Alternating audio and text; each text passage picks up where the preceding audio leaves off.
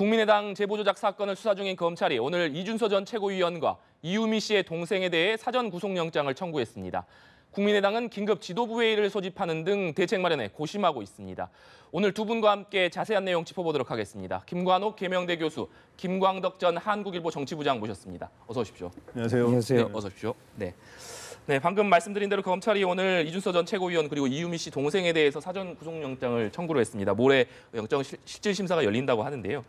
아무래도 이 국민의당에서 자체 조사 결과를 통해서 이유미 씨의 단독 범행이라고 결론을 내렸었는데 검찰이 이준서 전 최고위원의 구속영장을 청구했다. 이건 결국 윗선으로 수사가 확대되는 시발점이다. 이렇게 봐야 되지 않을까요? 그렇죠. 아무래도 불가피하죠. 그러니까 이게 이제 단독 범행이 아니라고 검찰은 바라보는 거죠. 조직이 어느 정도 개입돼 있다. 네. 이게 이제 문제가 되는 것은 국민의당 진상조사위가 이제 발표한 결과에서는 이유미 씨 단독 범행으로 나와 있는 거거든요. 이게 이제 당의 조사 결과와 검찰이 바라보는 시각이 충돌하고 있기 때문에 네. 이게 이제 문제가 되는 것이고 여기에 관련해서 지금 이 비대위원장이 박주선 비대위원장이 오늘 납득이 안 간다. 이해가 영장 청구가 이해가 안 가고 이것이 뭐 추미애 대표가 얘기한 그걸 가이드라인 삼아서 지금 영장을 청구한 거 아니냐. 뭐 이런 얘기를 하고 있어요. 네. 그런데 사실상 구속영장을 발부하는 것은 법원이 하는 겁니다. 그래서 이 부분에 대해서 사실 어떤 경우건 국민의당은 이게 범법행위가 있었던 건 분명하지 않습니까? 그리고 그걸 했던 당이기 때문에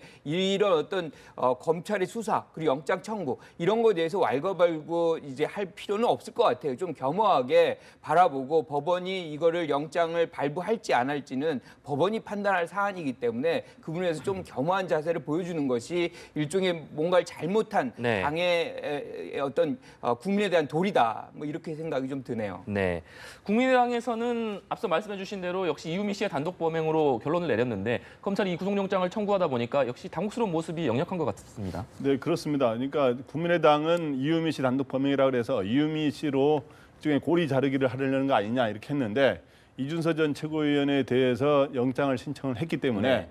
근데 이제 영장 신청한 구체적인 논리는 다 나오진 않았습니다만은 네.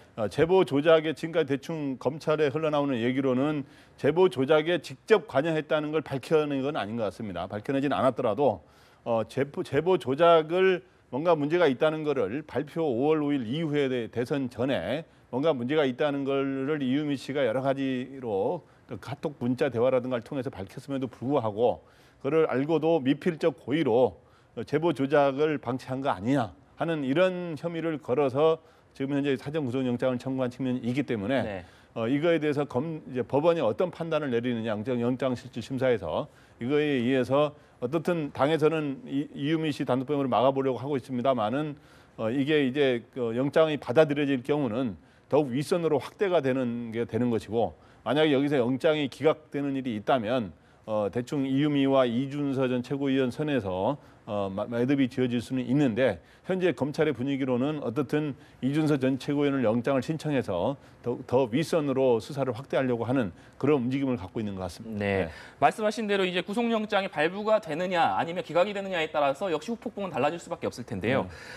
앞서서 김 교수님이 잠깐 언급해 주셨지만 오늘 이 국민의당에서는 검찰의 영장 청구한 배경을 놓고 이 추미애 대표의 발언이 가이드라인을 제시한 게 아니냐 이렇게 반발하고 있거든요. 이 부분은 어떻게 보십니까? 네, 그럴 수가 있는 거죠. 그러니까 이제 국민의당 입장에서는 제보 조작을 직접 이준서 전 최고위원이 직접 제보 조작하라고 지시를 했느냐, 또 제보 조작을 사전에 알고 있었느냐, 요거에 네. 초점 맞춰서 이준서는 전 최고위원은 그걸 모르고 있었다 해서 단독 범행이라 그랬는데 이번에 검찰 수사는 미필적 고의 논리를 통해서 이제 제보 조작을 사실상 알았음에도 불구하고 뭔가 문제가 있다는 걸 알았음에도 불구하고 관여한 게 아니냐 이런 입장을 취하고 있기 때문에 그런 네. 측면에서 영장을 청구했기 때문에 추미애 대표가 미필적 고의를 한 게 과연 검찰 수사에 영향을 준 거 아니냐라고 이렇게 국민의당은 주장할 수 있는 거고 근데 이제 사실은 여기에서 국민의당이 강하게 나오는 이유 중에 하나가 단순한 미필적 고의는 그다음 두 번째 한 말이고 처음에는 안철수와 박지원 전 대표가 몰랐다는 거는 머리 자르기다라고 네. 해서 그 머리 자르기 론에 대해서 강력히 반박하지 않았습니까? 네. 근데 그거를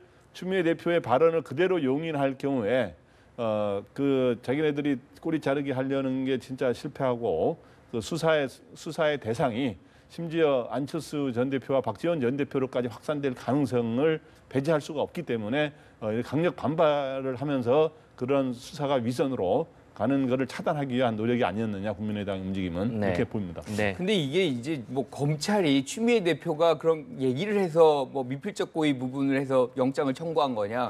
저는 그렇게는 보지 않습니다. 네. 이게 이제 검찰이 수사를 하다 보니까 결과적으로 추미애 대표의 어떤 논리와 이제 유사하게 간 측면이 있다는 거 봐야 되는 거죠. 이게 우리가 이 사건을 보면 세 가지 파트가 있어요. 하나는 이제 제보를 조작하는 것이 있고 그걸 활용한 것이 있고 그 다음에 인지 여부가 있습니다. 네. 그래서 이게 이제 일종의 법적인 영역이 있고 또 도덕적, 정치적 영역이 있습니다. 그런데 제보 조작은 일단은 위법 행위가 있었던 거 아닙니까? 그런데 이제 문제는 그게 개인의 단독 범행이냐 아니면 조직이 개입했느냐 그 여부의 문제고 활용은 사실상 당이 한 겁니다. 어떤 경우건 이제 적절하지 맞지 않는 팩트가 아닌 어떤 상황을 사실은 활용을 해서 이 정치에 우리가 선거에 활용을 했기 때문에 이 부분에서 인지가 됐느냐 안 됐느냐 그걸 부적절한 것이었는지 아닌지에 대한 판단을 하기 이전에 선거에 치명적 영향을 준 부분이 있어요. 그래서 이것이 검증을 잘했느냐 안 했느냐의 부분도 하나의 당의 책임이 될 수 네. 있기 때문에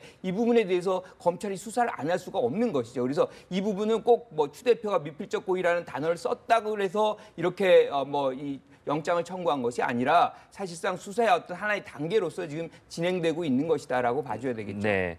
지금 국민의당에서는 검찰의 이 구속영장 청구에 대해서 긴급 대책회의를 비공개로 지금 진행을 하고 있는데요. 지금 어떤 부분들이 좀 논의될 것으로 좀 예상해 볼 수 있을까요? 그러니까 국민의당 입장에서는 제보 조작에 직접 참여했거나 제보 조작을 지시한 거를 기준으로 수사를 해라. 미필적 고의를 적용해서 이준석 전 최고위원에 대한 영장 청구는 부당하다. 이라는 네. 식의 논리를 아마 펴겠죠. 그래서 저도 아까 김 교수님처럼 미필적 고의라는 걸 추미애 대표가 말했기 때문에 검찰이 그걸 받아들였다고 보지는 않고요.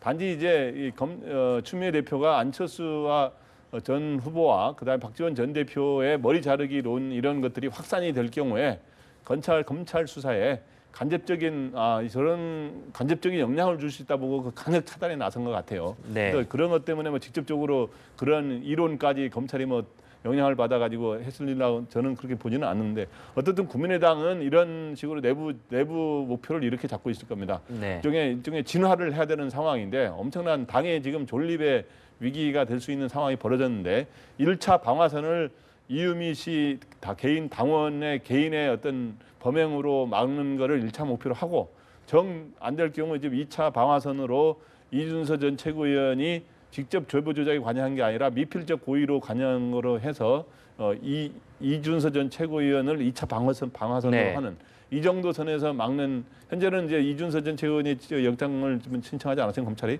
그래서 여기까지가 아마 최고 목표고 그 다음에 그 이상 공명선거 추진단의 부단장이라든가 그다음에 이용주 의원이 관여했다든가 그다음 더 그 윗선으로 했을 거라고 하는 의혹 민주당에서 제기되는 이런 의혹들은 강력 차단하는 데 목표를 둘 거로 보입니다. 네. 저희가 뭐 결과를 섣불리 예단하기는 어렵겠습니다만 이 구속영장이 발부가 될 경우 그리고 기각이 될 경우에 후폭풍은 다를 수밖에 없을 텐데 발부가 된다면 윗선으로의 수사 확대는 불가피한 것 아니겠습니까? 그렇죠. 뭐 이거는 뭐 어차피 지금 이준석 전 최고위원이 핵심적인 고리인 거죠. 여기가 이제 구속이 된다는 것은 법원에서도 일정 부분 이것을 구속시켜서 수사할 만한 필요성이 있다라고 판단하는 것이고 그만큼의 어떤 이 조직적인 개입이 있었다라고 네. 보는 것이거든요. 그런 차원에서 본다면 공명선거관리 추진단 이쪽이 발표를 했지 않습니까? 그리고 그 조직이 중심이 돼서 사실상 5월 5일부터 전격적으로 굉장히 많은 활용이 있었기 때문에 거기에 수사를 안 할 수가 없는 것이죠. 근데 반면에 이제 만약에 기각이 된다 네. 그러면 이제 거꾸로 사실상 이제 주도권이 오히려 국민의당이 이제 쥐게 되는 것이고 국민의당의 어떤 진상조사위원회에서 내린 결론이 네. 단독 범행이 맞다라고 한다 그러면 오히려 이제 민주당 특히나 이제 추미애 대표의 어떤 입지가 굉장히 축소되는 그런 장면이 만들어질 수밖에 없는 것이죠. 네. 네, 말씀해 주신 상황 속에서 하지만 현재 상황으로만 놓고 보자면 국민의당이 이 추미애 대표의 머리 자르기 발언을 앞세워서 굉장히 강경한 대여 투쟁을 선언하지 않았습니까? 그런데 지금 이 검찰이 사전구속영장을 청구를 하면서 이 부분에 있어서도 약간 변화가 불가피할 수밖에 없을 것 같은데요. 어쨌든 국민의당 입장에서는 당초에 이유미 당원 개인으로 뭔가 이 방아선을 치려는 게 계획이 차질이 빚어진 거 아닙니까? 예, 그 측면에서는 지금 굉장히 좀 당혹스러울 거고 여러 가지 대책 마련을 할 텐데 어쨌든 추미애 대표의 소위 머리 자르기 발언과 그다음에 이제 추경 이제 그런 것들이 이제 사과라든가 대표직 사퇴가 없으면 추경 심사에 응할 수 없다라고 하고 있지 않습니까? 바로 그러한 거를 어떻든 지금 국민의당은 당의 어떤 이게 더 확산이 될 경우 당이 진짜 존립의 위기가 될 수도 있기 때문에 일단은 최대 한도로 추미애 대표의 발언을 계속 고리로 걸어서 계속 공격이 최상의 방어다라고 하는 전략으로 계속 할 거로 보입니다. 네. 이런 가운데 이 추미애 대표의 강경 발언 배경에도 관심이 쏠리지 않겠습니까? 이 국민의당에서 머리 자르기 발언에 강하게 반발을 하고 있는데 추미애 대표 물러서지 않고 또 반격을 가했습니다. 그렇죠. 이 추 대표의 강경 대응 배경은 어떻게 봐야 될까요? 그러니까 처음부터 그렇게까지 이제 뭐 예컨대 머리 자르기라는 표현 굉장히 과한 표현인데 이런 표현까지 왜 했을까? 사실 이런 강경책에 대한 의문이 굉장히 크죠. 왜냐하면 이런 어떤 강경책의 발언으로 울고 싶은 어떤 국민의당이 뺨을 때린 거고 그냥 뭐 아주 좋은 오히려 역공을 펼칠 수 있는 그런 기회를 국민의당에게 준 것이기 때문에 도대체 추미애 대표가 뭘 원하는 것인지 특히나 이제 뭐 우원식 원내대표 입장에서는 야당들을 이렇게 좀 달래서 추경이라든가 뭐 우리가 얘기하는 청문회라든가 뭐 정부조직법이라든가 이런 걸 빨리 이제 처리를 해야 되는 장면인데 이 발언 하나로 모든 이제 전국이 꼬이고 경색되는 장면이 있었기 때문에 우리가 궁금증이 이제 더 있는 거죠. 근데 그거를 의도해서 뭐 국민의당에게 오히려 더 좋은 기회를 주기 위해서 추미애 대표가 그랬을 리는 없다라고 보고요. 근본적으로 용어의 문제지 본질은 저는 추미애 대표 말이 틀리지 않다라고 봅니다. 그러니까 우리가 이제 볼 때 이런 어떤 조직적인 어떤 이 개입의 개연성이라는 것은 분명히 있는 것이죠. 그런 차원에서 아마 여당 대표로서 그런 부분들을 놓치지 말고 수사해라. 왜냐하면 이 부분은 한국 선거 사상 아주 중요한 오점 중에 하나입니다. 이것이 반복돼서는 안 되는 것이고 이게 이런 네거티브가 아주 치명적인 네거티브가 반복이 될 경우에는 선거 때마다 이것이 활용이 될 텐데 이러면 이건 뭐 한국의 어떤 선거라든가 민주주의 발전에도 굉장히 부정적인 효과가 될 수밖에 없는 것이죠. 저는 뭐 선의로 추미애 대표는 이런 것을 재발하지 않기를 바라는 입장에서 이렇게 좀 강경하게 얘기했는데 어쨌든 본질은 잘 짚었는지 모르겠지만 이런 용어가 사실은 모든 본질을 막 흐트러뜨리는 그런 장면이 나와서 굉장히 안타까운 부분이 있는 것이죠. 네, 김 교수님이 언급해 주셨지만 이 지금 정부 조직 개편안 처리 그리고 추경안 처리 여러 가지 과제가 산적한 상황에서 이 추 대표의 발언 때문에 이 스텝이 꼬이고 있단 말이죠. 그래서 우원식 대표와 추미애 대표 사이에 이 불협화음이라는 관측까지도 나왔었는데 이런 부분은 어떻게 보십니까? 네, 그렇죠. 이제 두 사람의 불협화음이냐, 그렇다면 역할 분담이냐, 뭐 이런 이야기가 나오고 있는데 제가 보기에는 역할 분담까지 이렇게 좋은 의미로 서로 역할 분담하는 것까지는 아닌 것 같고요.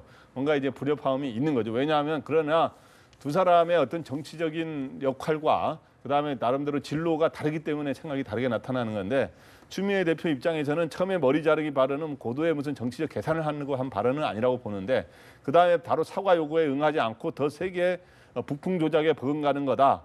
그다음에 이제 미필적 고의에 해당된다라고 하는 말을 한 이유는 뭐냐 하면 현재 사과하거나 제가 물러서게 될 경우는 추미애 대표 체제 리더십 자체가 흔들리는 상황이 올 수가 있어요. 뭔가 이 전국에 뭔가 실수를 한 거를 인정하게 돼버리는 거거든요. 근데 지금 그거를 하지 않기 위해서 오히려 더 강공으로 나가는 게 되고 또 하나는 추미애 대표의 이러한 입장에 대해서는 좀 문재인 그 대통령을 지지하는 문팬들이 사실 지지를 또 보내주고 있는 측면이 있어요. 그런 것도 있고 또 하나는 본인이 소신도 강할 뿐만 아니라 앞으로 또 추미애 대표의 정치적 꿈이 있지 않습니까? 아마 차기 대선도 생각할 거고 그 중간에 본인이 원튼 않든 서울시장 후보로도 지금 거론되고 있지 않습니까? 그런 여러 상황에서 지금 쉽게 물러날 경우에 지가 리더십이 흔들릴 수가 있기 때문에 현재 일단은 강공으로 가고 그다음에 나중에 타협하더라도 타협하겠다는 전략을 갖고 있는 것 같고 우원식 원내대표 입장에서는 어떻든 야당을 달래야 되는데 왜 그런 표현까지 쓰면서 이렇게 하느냐라고 하면서 좀 다소 아쉽고 원망스럽다는 이런 반응을 보이는 것 같습니다. 네.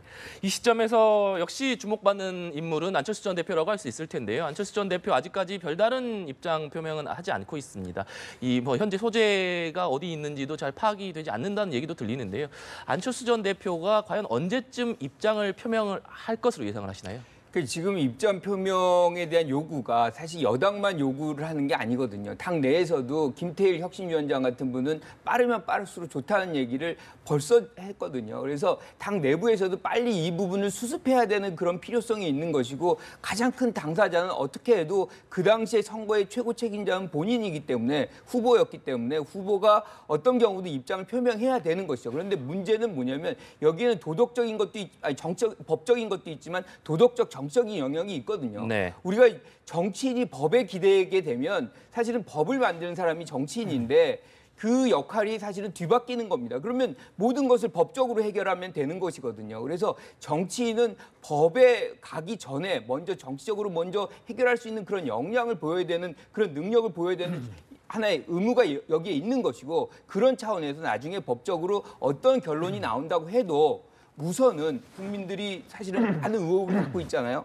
그리고 일단은 그런 어떤 범법 행위가 분명히 있었기 네. 때문에 안철수 전 후보 입장에서는 법적인 책임을 떠나서 정치적 도의적 책임으로 먼저 입장 표명을 빨리 하는 것이 좋겠다. 그런데 지금 말씀하신 대로 어디에 지금 소재하고 있는 자체도 좀 잘 모르는 상황에서 좀 약간은 이제 국민들이 지쳐가는 그런 장면이 아닌가 그런 생각이 좀 듭니다. 네.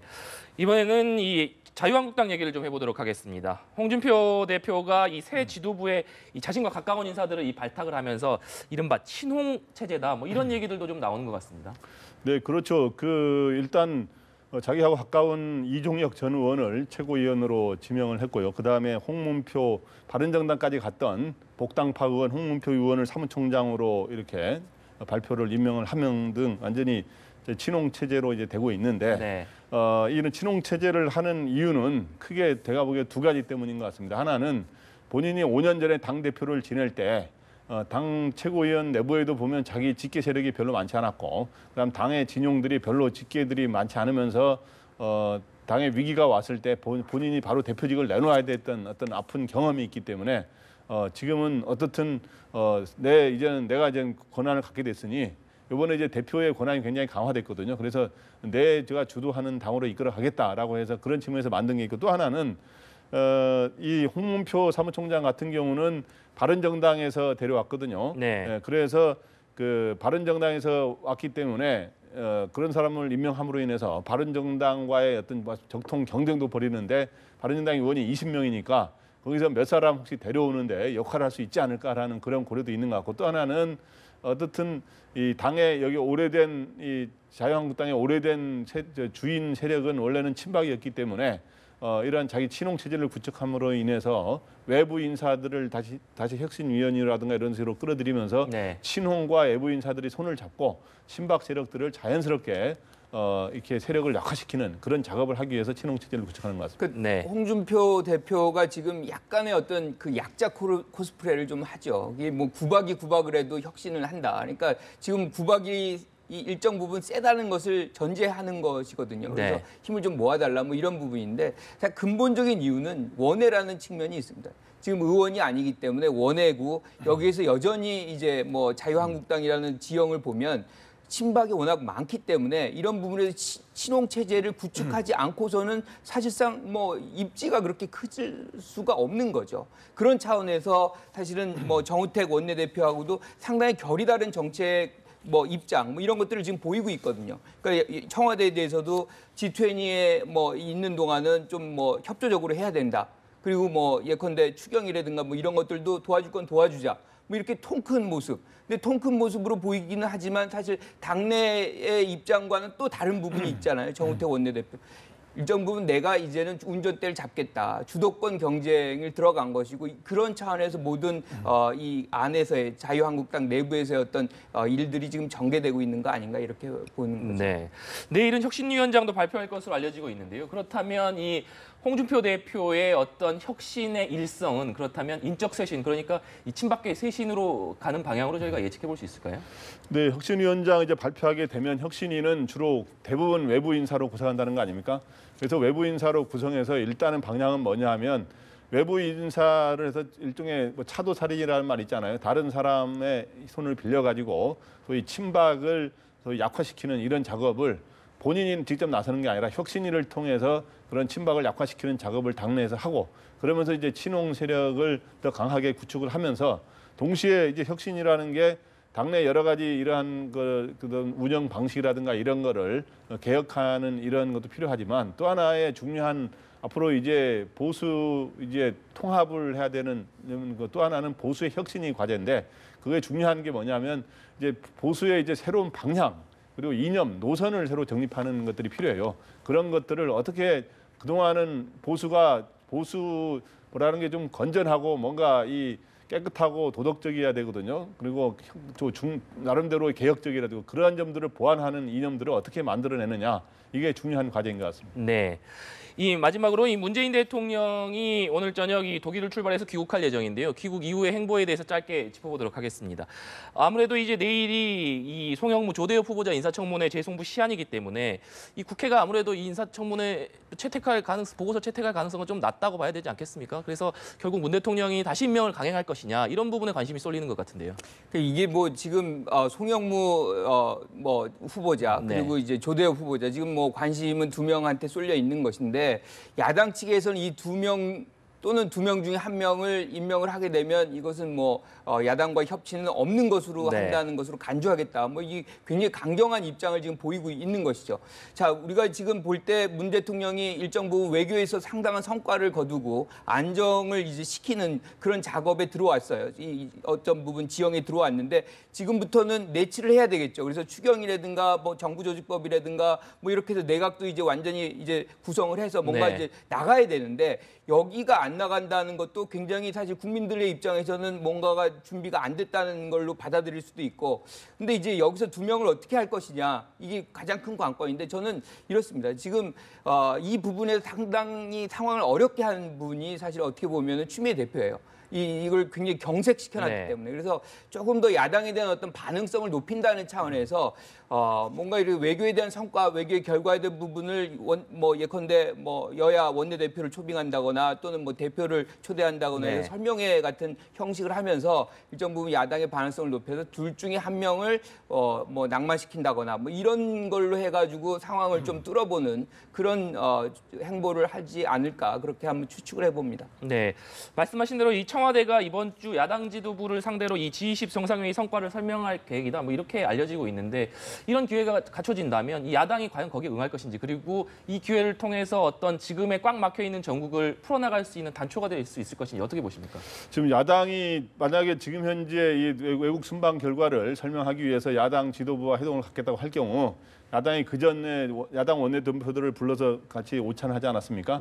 쉽사리 딱 선뜻 기분 좋게 응하지는 않을 텐데 저는 응해야 된다고 봅니다. 응해야 된다고 보고 그럴 경우에 지금 현재 어떻든 지금 현재 7월 11일이 전국의 주요 이제 기로에 놓이게 된다는 건데 왜냐하면 내일 10일까지 송영무 조대엽 후보자에 대한 인사청문 보고서를 확정해달라고 지금 요청한 상태 아닙니까? 그럼 그거에 인사청문 보고서를 채택하든 안 하든 대통령은 11일부터는 맘대로 임명할 수 있습니다. 헌법에 따라서 헌법에 주어진 권한에 따라서 그렇기 때문에 그거하고 대통령의 과연 송영무 조대엽 장관 후보자를 임명하느냐 이 문제하고 그다음에 추미애 이 대표의 머리 자르기 발언 이거에 대해서 지금 현재는 유감이라든가 사과 표명을 안 하고 있지 않습니까? 이런 두 가지가 이제 전국의 변수가 되고 있는데 저는 야당의 그 전에 원내대표를 불렀으니 이번에는 원내대표가 아닌 대표들을 오히려 부르는 방법도 있습니다. 그러면은 홍준표 대표 같은 경우는 지금 거국적으로 협력할 건 협력하겠다는 거 아닙니까? 그러면 그리고 또 견제할 건 견제하더라도 그래도 또 추미애 대표는 또 본인이 또 해놓은 말이 있는 상황이기 때문에 뭔가 이번에는 원내대표가 아니라 오히려 대표 중심으로 한번 만나서 원내대표들은 다 입장이 지금 분명히 있기 때문에 뭐 둘 다 부르든지 이렇게 해가지고 뭔가 전국의 새로운 돌파구를 찾는 자리를 마련했으면 하는 그런 생각입니다. 네, 알겠습니다. 오늘 두 분 말씀은 여기까지 듣도록 하겠습니다. 오늘 말씀 감사합니다.